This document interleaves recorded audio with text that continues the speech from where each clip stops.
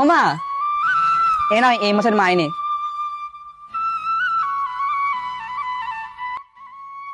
মাত্র এই 4,000 টাকা? ওদের বাড়ির সামনে মাসে 10,000 টাকা ইনকাম করি, আর তুই 4,000 টাকা ইনকাম করিস? এই কাজ ছেড়ে দে, যেখানে বেশি মাইনে দেয় সেই কাজে লেগে যা।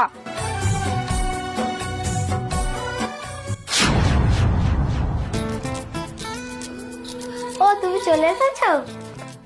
দাও। কই দাও? কি দেবো? আরে মাইনে দেবে তো। মাইনে দেয়নি গো, এই মাসের মাইনেটা বোধহয় দেরি করে দেবে। কেন দেরি করে দেবে? কেন প্রতি মাসে তো 3 তারিখেই মাইনে দিয়ে দেয়।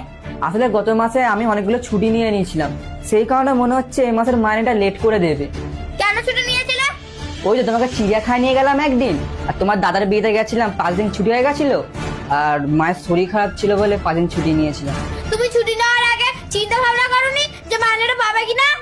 হ্যাঁ, আমার চিন্তা ভাবনাটা করা উচিত ছিল, বিশেষ করে তোমার দাদার বিয়েতে যাওয়াটা আমার বড় ভুল ছিল। এখন ওসব শুনে আমার কোনো লাভ নেই। কালকে লোন আছে, তুমি কি করে দেবে তুমি জানো। তুই টাকা না দিলে মাস কাবাড়ি বাজারটা বা কি করে করবো?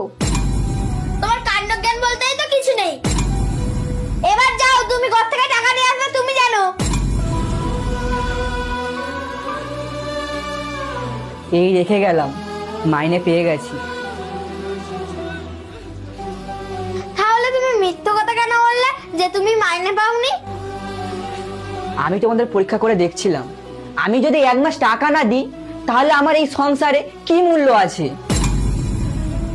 আমি বুঝে গেছি টাকা ছাড়া পুরুষ মানুষের কোনো মূল্য নেই।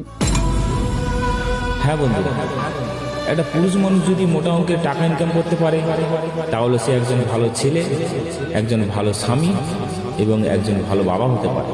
না হলে নয়, কারণ পুরুষ মানুষ সবার প্রয়োজন হতে পারে না।